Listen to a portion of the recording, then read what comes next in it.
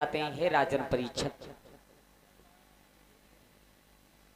महाराज त्रिशंकु का संपूर्ण शरीर पुनः इंसान का हो गया। अपनी पत्नी कमला को लेकर के अयोध्या में चले आए। महाराज इनका विवाह हुआ था तारावती रानी के साथ, हरिश्चंद्र का, जो त्रिशंकु के बेटा थे।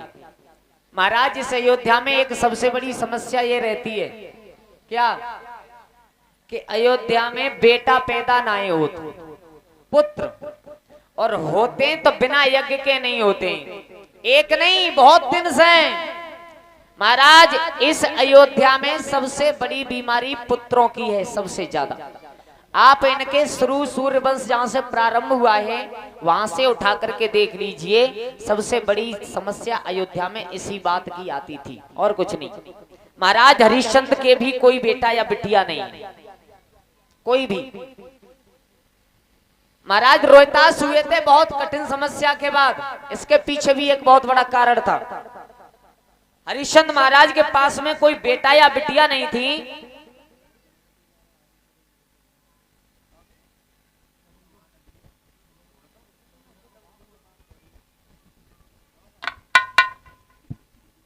महाराज एक दिन तारावती रानी बैठ करके रो रही थी। क्यों? हरिश्चंद्र महाराज के पास में। हरिश्चंद्र महाराज ने कहा क्यों रो रही हो? बोले महाराज मेरे घर में एक बेटा अगर हो जाता, चाहे वो होकर के मर जाता, निर्वंशी नाम छूट जाता हमारा। महाराज हरिश्चंद्र बोले रानी पागल हो गई हो तुम, है? पागल हो गई हो? क्या बोले?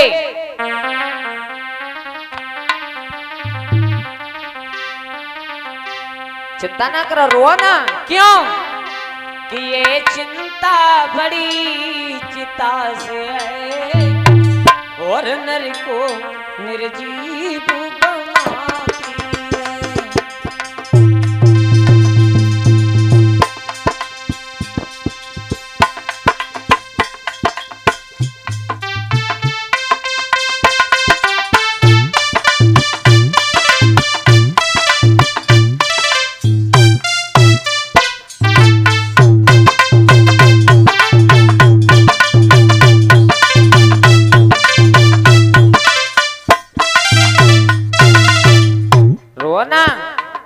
पुत्र देना न देना, दे करके छीन लेना, ये तो सब उस पार ब्रह्म परमात्मा की माया होती है। रानी चिंता ना करो, रो ना, घबराओ ना। बोले ये चिंता बड़ी चिता से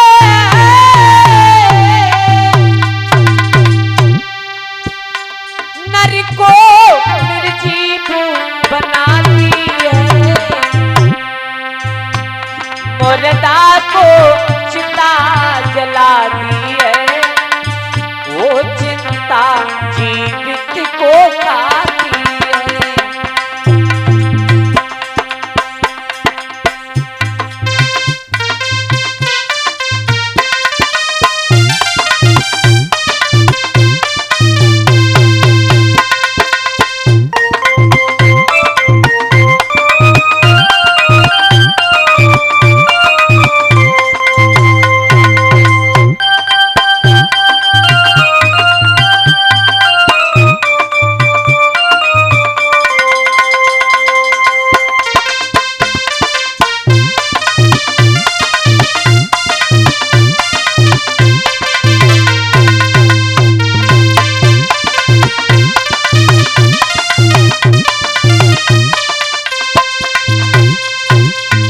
रानी पुत्र देना न देना, देकर के छीन लेना, ये तो पार ब्रह्म परमात्मा की माया होती है। और एक बेटा के लिए कभी दुखी नहीं होना चाहिए। बोले क्यों? बोले इसलिए दुखी नहीं होना चाहिए महाराज, ऐसा भी हो सकता है कि बेटा भी दुखदाई हो जाता है कभी कभी, अपना खुद पुत्र। अच्छा बोले हाँ। बोले महाराज इस बात की चिंता नहीं है, चिंता है तो इस बात की कि ये वंश डूब रहा है अयोध्या का। तो महाराज हरिश्चंद्र महाराज पत्नी तारा को तो समझा गए, लेकिन जंगल में बैठ करके खुद रो रहे थे। तो देखो वरुण देवता आए वहां पर। महाराज वरुण देवता ने कहा राजन क्यों रो रहे हो? जब राजा ही रोएगा तो प्रजा के आंसू कौन पहुंचेगा? बोले मेरी रानी रोती है, कहती है एक बेटा पैदा हो जाता तो ज्यादा अच्छा था। अच्छा बोले हाँ। तो फिर एक काम करो, हाँ तुम्हारे घर में बेटा का जन्म तो हो जाएगा, लेकिन उस पुत्र की यज्ञ में बलि देनी पड़ेगी तुम्हें। क्या बोले? हाँ। बोले हरिश्चंद्र महाराज बेटा के लिए इतने पागल थे महाराज, हामी वर्दी कह दिया।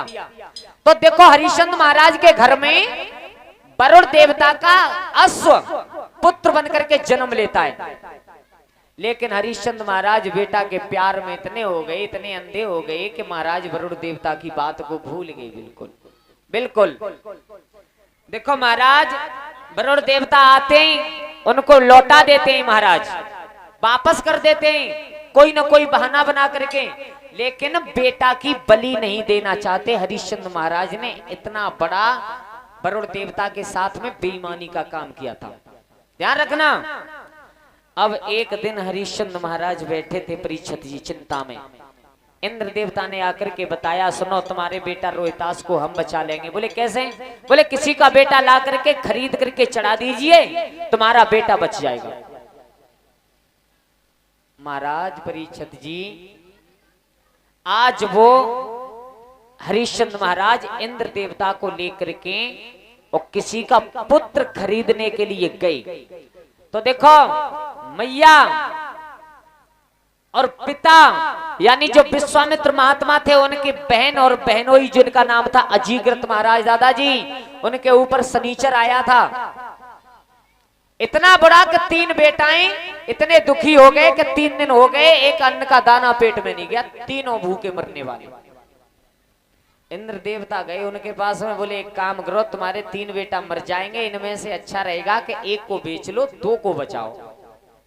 बेच लो। महाराज ध्यान देना, तो ऐसे कौन से महतारी बाप होंगे परीक्षित महाराज जो अपने बेटाओं को दुखी देखना चाहें? ये बात हकीकत है बिल्कुल।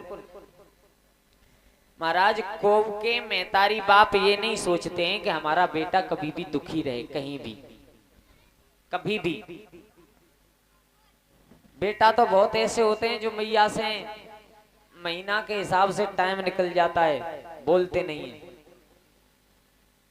लेकिन महतारी बाप किसी के दुखी नहीं देखना चाहते कभी भी। ये होती है माँ की आत्मा।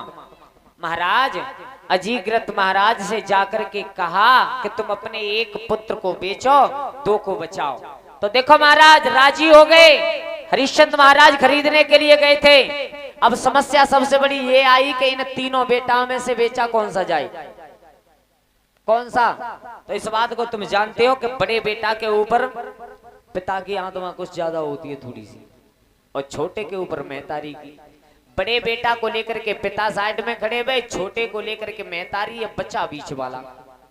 महाराज बीच वाले बेटा को लेकर के चले आए, यज्ञ कर रहे हैं, यज्ञ में बलि देना चाहते हैं। विश्वामित्र महात्मा खड़े हो गए, ये बताओ तुम हो कौन? ये कौन सी ऐसी अभाग्नि मैया होगी जिसने अपना बेटा यज्ञ के लिए बेच दिया? महाराज इंद्र देवता ने बता दिया कि तुम्हारे बहन हुई है सगे। क्या बोले? हाँ। अपनी बहन से जाकर के पूछा, तब तक हरिश्चंद्र ने उस पुत्र को यज्ञ में बलि दे दिया। महाराज उसी दिन से विश्वामित्र ने प्रण कर लिया था कि हरिश्चंद्र तूने मेरा एक भांजा खरीदा है, लेकिन इसके बदले में तेरे पूरे कुनबा को काशी में ले जाकर के नहीं बेचा तो मुझे विश्वामित्र कौन कहेगा? ये कारण था विश्वामित्र महाराज महात्मा का। अब एक दिन